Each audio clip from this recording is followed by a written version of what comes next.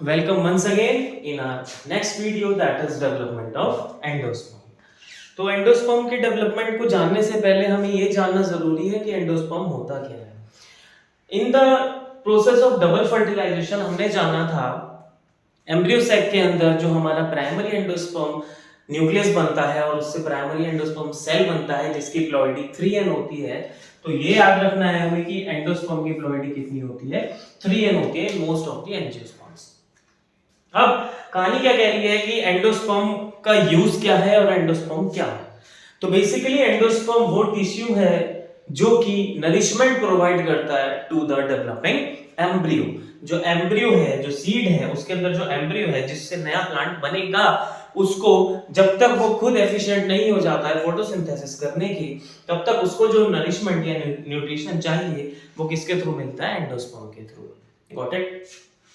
तो जिन सीड्स के अंदर एंडोस्पर्म पाया जाता है these are known as endospermic seeds, और जिनमें नहीं पाया जाता है वो कहलाते हैं नॉन एंडोस्पर्मिक या फिर नॉन एल्ब्यूमिनस, और जो पाया जा रहा है जिनमें वो क्या कहला रहे हैं, एल्ब्यूमिनस सीड्स। Got it. तो बेसिकली हमें जानना है कि एंडोस्पर्म कैसे डेवलप होता है। तो सबसे पहले अगर हम बताएं तो हमें थोड़ा सा बैक में जाना पड़ेगा, और बैक में जाने के लिए हमें जानना पड़ेगा कि एम्ब्रियो सैक के अंदर जो दो पोलर न्यूक्लियाई थे, तो मेल गैमीट आया था और उससे फ्यूजन किया था और प्राइमरी एंडोस्पर्म न्यूक्लियस बना लिया था जिसको कवर कर रहा था कौन, प्राइमरी एंडोस्पर्म सेल। यानी कि यहाँ पर वो सेल बन गया है जो आगे चल के एंडोस्पर्म को बनाने वाला है। तो क्या होता है, पहले हमें जानना जरूरी है कि हमारे पास एंडोस्पर्म जो होते हैं वो बेसिकली 3 टाइप्स के होते हैं। नंबर 1 पे आता है हमारा फ्री न्यूक्लियर एंडोस्पर्म, नंबर 2 पर आता है हमारा सेल्यूलर एंडोस्पर्म, और नंबर 3 पर आता है हमारा हेलोबियल एंडोस्पर्म। तो बेसिकली प्राइमरी एंडोस्पर्म सेल में क्या होता है, डिवीजन शुरू हो जाते हैं और माइटोटिक डिवीजन होने शुरू हो जाते हैं जिससे कि लगातार न्यूक्लियस डिवाइड होते रहते हैं। बट खास बात यहाँ पर क्या देखने के लिए मिलती है कि न्यूक्लियस डिवाइड तो हो रहा है बट उसके ऊपर सेल वॉल का फॉर्मेशन नहीं हो पा रहा है, यानी कि वो फ्री न्यूक्लियस है, एक न्यूक्लियस से दूसरा न्यूक्लियस लगातार डिवाइड होता जा रहा है। तो in that case the type of endosperm which is developed is known as free nuclei या फिर free nuclear endosperm। Got it। अब दूसरी, ये पहली कंडीशन थी हमारे, पहला टाइप था फ्री न्यूक्लियर एंडोस्पर्म। दूसरी कंडीशन पे जाते हैं तो सेल्यूलर एंडोस्पर्म हमारे सामने आता है।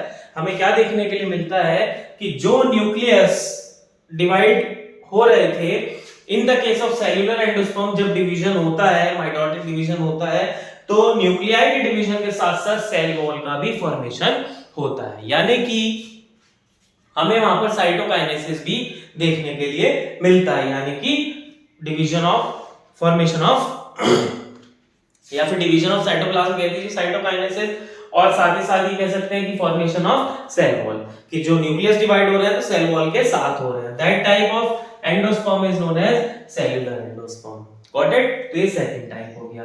थर्ड आता है हमारा, लास्ट आता है हेलोबियल एंडोस्पर्म। इसमें हमें क्या देखने के लिए मिल रहा है, देखिए दोनों टाइप के एक तरीके से हाफ हाफ कंडीशन देखने के लिए मिल रही है, यानी कि फ्री न्यूक्लियर भी है और साथ साथ सेल्यूलर भी है। तो the mixup type of endosperm is known as helobial endosperm. अब क्वेश्चन क्या पूछा जाएगा बोर्ड में कि define the process of development of endosperm, या फिर पूछ लेगा what is the difference between the cellular and free nuclear endosperm, या फिर पूछ लेगा एग्जांपल। तो इन दोनों का तो एग्जांपल कॉमन है, दैट इज टेंडर कोकोनट।